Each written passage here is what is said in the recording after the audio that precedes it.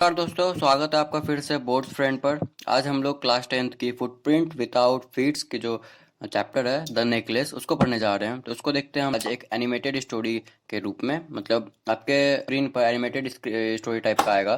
तो उससे देखने में क्या होगा कि आपको समझ में जल्दी आएगा और आप आसानी से कैच कर पाओगे। तो देखते हैं इस चैप्टर में क्या क्या है। द नेकलेस को लिखा किसने है? गाय दी मॉपेसेंट। गाय दी मॉपेसेंट जो है, इनका नाम आप याद रख लीजिएगा। कोई भी राइटर का जो नेम है उनको आप ध्यान से याद रखिएगा। गाय दी मॉपेसेंट जो है, उन्होंने इस चैप्टर को लिखा। चैप्टर में क्या है ये बताता हूँ। इस चैप्टर में है क्या, एक तीन किरदार है। सबसे पहले ये जान लीजिए, इस चैप्टर के तीन किरदार है। एक मतिल्दा, एक लॉयजल, एक फॉरेस्टियर। लॉयजल जो है मतिल्दा का हस्बैंड है, और फॉरेस्टियर जो है मतिल्दा की फ्रेंड है।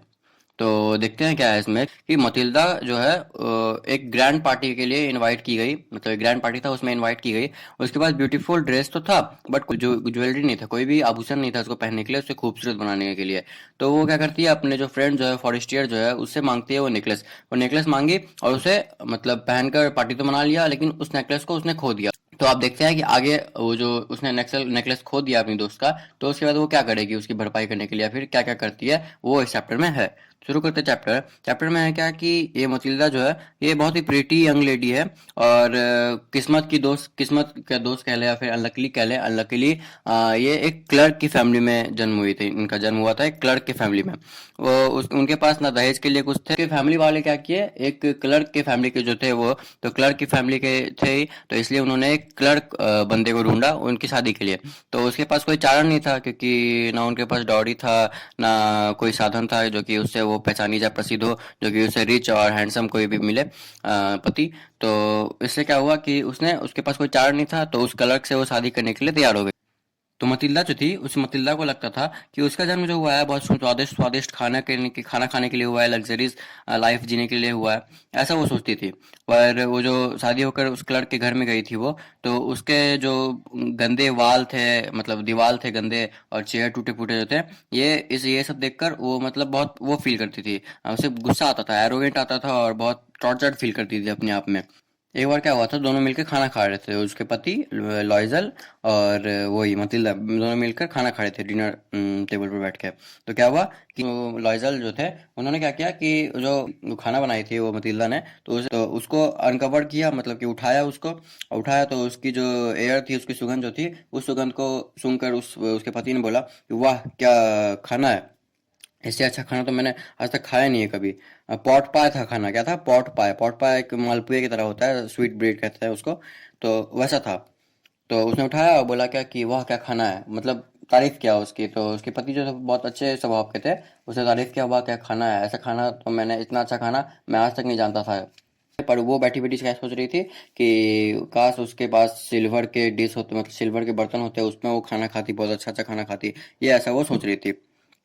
उसके पास ना तो फ्रॉक्स थे, ना तो ज्वेलरी थे, ना कुछ भी थे। और जो नहीं था उसे वो उन्हीं सब चीज से प्यार करती थी कि काश मेरे पास भी होता।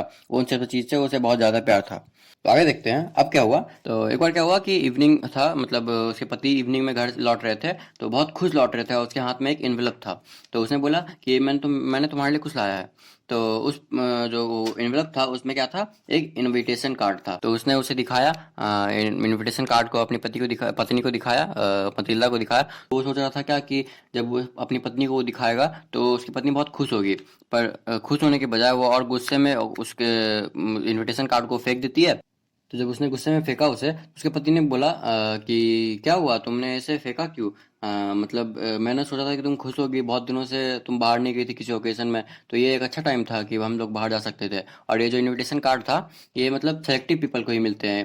मतलब सबने उसे कांग्रेट्स भी किया था कि आप सेलेक्टिव में से एक थे। मतलब थोड़े जाने माने मिनिस्टर के यहाँ वो था, पार्टी था, तो वो उसमें सेलेक्ट हुए थे, तो इसलिए उसको मिला था। तो ये बहुत सेलेक्टिव इंसान को मिला था, वो उसने ऐसा अपनी पत्नी को बताया। उसकी पत्नी ने गुस्से भरे आंखों से उसे देखती है, इरिटेटेड आई से उसको देखती है, बोलती है क्या कि मेरे पास पहनने के लिए क्या है वहाँ पे जो।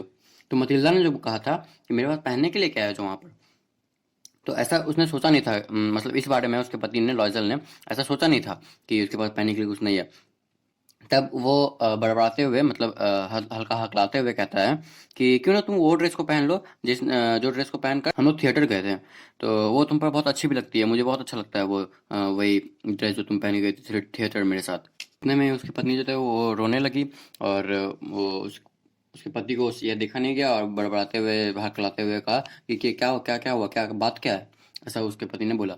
तो मथिल्दा जो है वो कंट्रोल करके अपने आंसू कंट्रोल करके बोलती है क्या कि नहीं कुछ नहीं हुआ मुझे, कोई ड्रेस नहीं मेरे पास पहनने को, तो ये इनविटेशन कार्ड बेकार है, तुम किसी और को दे दो, मैं नहीं जा रही, तो अपने किसी साथी को दे दो, कलीग को दे दो, मैं नहीं जा रही, उसकी वाइफ बेटर फिट करेगी, मुझसे ज़्यादा बेटर वहाँ पर वो फिट होएगी। तो उसके पति ने बोला कि अच्छा ठीक है, तुम ये बताओ कि तुम्हारे अच्छे ड्रेस के लिए लगभग कितने पैसे लग जाएंगे। तो उसके जो मतीला थी वो सोचने लगी कितना रुपया मांगू, मतलब कितना रुपया, ऐसा ऐसा रकम बोलना चाहिए जो कि एक नॉर्मल सा कलर सुनकर अचंभित ना हो जाए, चौंक ना जाए कि इतना पैसा कैसे। तो वो इस हिसाब से मतलब दिमाग लगा रही थी कि कितना पैसा मांगना चाहिए। एटलीस्ट इतना सब दिमाग लगाकर वो बोलती है कि कम से कम तो 400 फ्रांस लग जाएंगे। 400 फ्रांस की कोई मतलब रकम की नाम होगी, करेंसी के नाम। तो उसके पति ने बोला ठीक है मैं दे दूंगा 400 फ्रांस, तुम ले लेना एक अच्छी सी ड्रेस। अब पार्टी का दिन आ गया, क्या हुआ, पार्टी का दिन आ गया। तो मिम लॉयजल जो थी, वो जो उसके पति जो थी, मतलब लॉयजल उसका पति, और मैडम लॉयजल मतलब होता है ना मिस एंड मिसेज, तो उसी तरह से मिसेज लॉयजल जो थी मतलब मटिल्डा जो थी वो सैड दिख रही थी। पार्टी का दिन आ गया, उसको ड्रेस खरीद लिया, फिर भी वो सैड दिख रही थी। तो उसके पति ने पूछा कि क्यों क्यों सैड दिख रही हो, तो तुम्हारे पास ड्रेस भी है। तो फिर उसने बोला कि ड्रेस तो है पर मेरे पास, मुझे सजाने के लिए मेरे पास कोई ज्वेलरी नहीं है मेरे पास, तो मैं वहाँ पर बहुत ज़्यादा गरीब दिखूंगी, बहुत खराब सूट करूंगी, वहाँ पार्टी में मैं सूट नहीं करूंगी। तो ऐसा ही करके वो फिर से सैड हो गई और बोली नहीं मैं पार्टी में नहीं जाऊंगी। तो उसके पति जो है उसने याद दिलाया कि तुम्हारी एक फ्रेंड भी तो थी फॉरेस्टियर, क्यों ना तुम उससे जाकर ज्वेलरी कुछ मांग लो, उसके पास तो बहुत सारी ज्वेलरी है। तो वो जो मतिल्दा थी वो खुशी से झूम मतलब खुशी से चिल्ला उठी, अरे हाँ मुझे तो याद ही नहीं था इसके बारे में। तो अगले दिन गई उसके यहाँ पर, और उसी फॉरेस्टियर के यहाँ, जो उसकी दोस्त थी फॉरेस्टियर के यहाँ, वो गई और बोली कि क्या मैं तुम्हारी ज्वेलरी बोरो कर सकती हूँ। तो वो उसने जो फॉरेस्टियर जो थी वो बहुत अच्छी थी, और उसने बोला क्या कि हाँ क्यों नहीं। तो उसने अपना अलमीरा खोला, और एक ब्लैक सैटिन बॉक्स में क्या था, ब्लैक सैटिन बॉक्स, एक ब्लैक बॉक्स में डायमंड का नेकलेस था। उसने निकाला और मथिल्दा ने उसे अपने गले पर रखा, और उसे बहुत बहुत सुंदर लगा, वो चीज़ बहुत प्रीटी लगा उसे। उसने हिम्मत करके बोला कि क्या मैं इसे बोरो कर सकती हूँ। तो उसकी दोस्त जो थी फॉरेस्टियर, उसने कहा हाँ क्यों नहीं, तुम बोरो कर सकती हो, जरूर कर सकती हो। कहानी अच्छी लग रही हो जरूर लाइक करें दोस्तों, और चैनल पर अगर नए हैं तो जरूर से जरूर सब्सक्राइब करें। तो आगे देखते हैं कि तो उसने उस नेकलेस को मांगा था, और फॉरेस्टियर ने उसे दे दिया और बोला कि हाँ क्यों नहीं तुम ले सकती हो। तो वो बहुत खुशी से झूम उठी कि अरे वाह सारे चीज़ हो गए, ड्रेस भी हो गया उसके पास, ज्वेलरी भी हो गया, तो वो पार्टी में अब जा सकती है। जब वो पार्टी में गई तो पार्टी में सबसे सुंदर वही लग रही थी। सुंदर तो वो पहले से ही थी, पर जब उसे अब ड्रेस भी मिल गया, सुंदर ज्वेलरी भी मिल गया, तो सबसे जो अट्रैक्टिव होता है, सबसे चमक धमक वाला, सबसे अच्छी वही लग रही थी उस पार्टी में। तो सारे जो लड़के थे उससे पहचान बनाने की कोशिश कर रहे थे, सभी उससे हाय हेलो कर रहे थे। उसने खूब खुशी से सबके साथ नाचा वगैरह, और खूब अच्छे से पार्टी को मनाया। तो पार्टी जब लगभग खत्म होने वाली थी, तो 4 o'clock 4 बजे की सुबह में वो घर की तरफ वो जा रही थी, मतिल्दा घर की तरफ जा रही थी, और उसके पति जो थे लॉयजल एक सैलून में सोए हुए थे 3 लोग के साथ। तो जब वो गई वहां पर, मतिल्दा जब उस सैलून में गई उसे उठाने के लिए, तो देखा कि 3 अन्य लोग भी है, जिसकी पत्नी जो है पार्टी को एंजॉय कर रही है, डांस कर रही है। फैजल जो थे मतिल्दा के पति, वो लगभग आधे सोए हुए थे। तो जब मतिल्दा गई उसके पास, तो जो शॉल लेकर आए थे, ठंड थी जो कि वहां पर, तो जो शॉल लेकर आए थे उस शॉल को उस पर मतिल्दा पर रख दिया, कंधे पर, ताकि उसे ठंड ना लगे।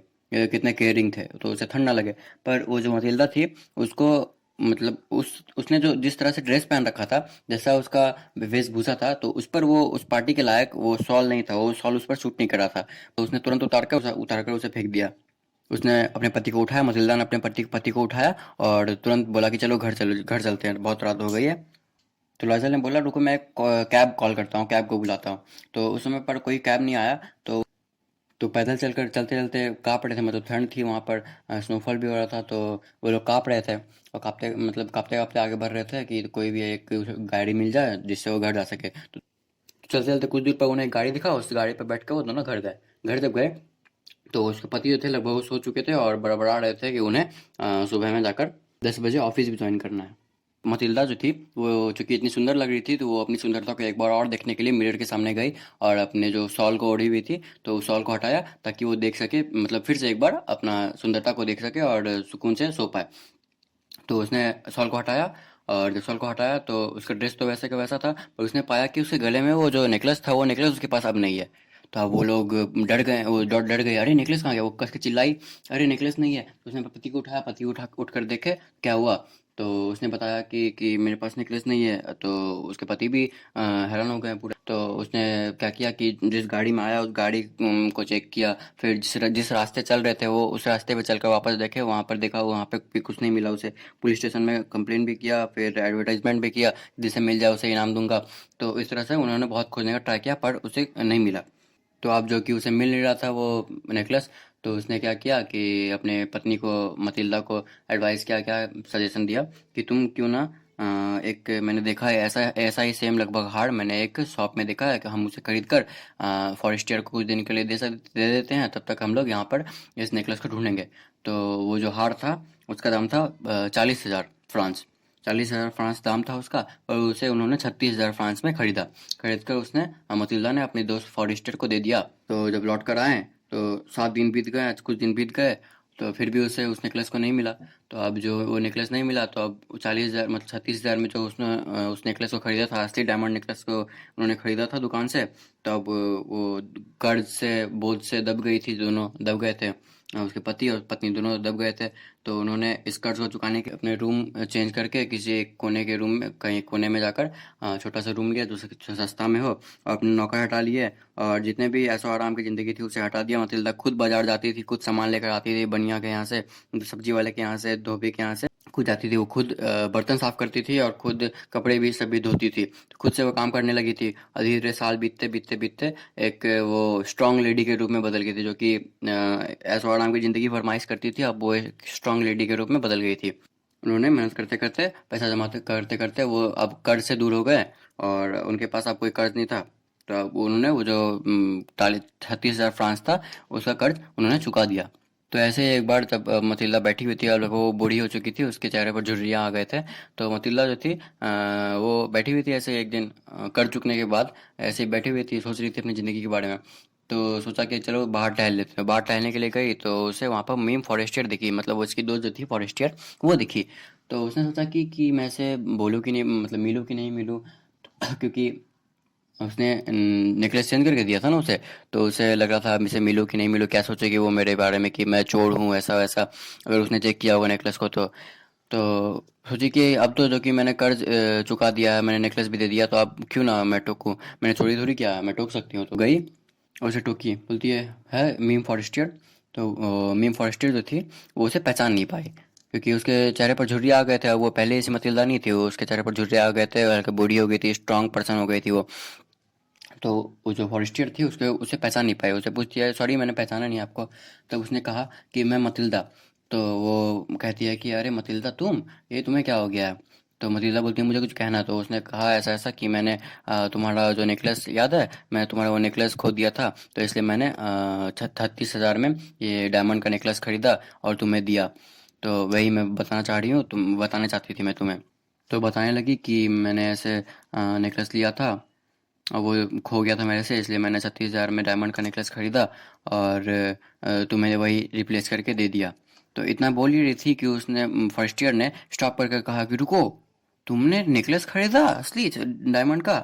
तो बोलती है हाँ मैंने खरीदा, 36,000 फ्रांस के मैंने खरीदा था। ये क्यों तुमने वो मतिल्दा कहती है क्यों, जब मैंने तुम्हें दिया था तुमने उसे चेक नहीं किया।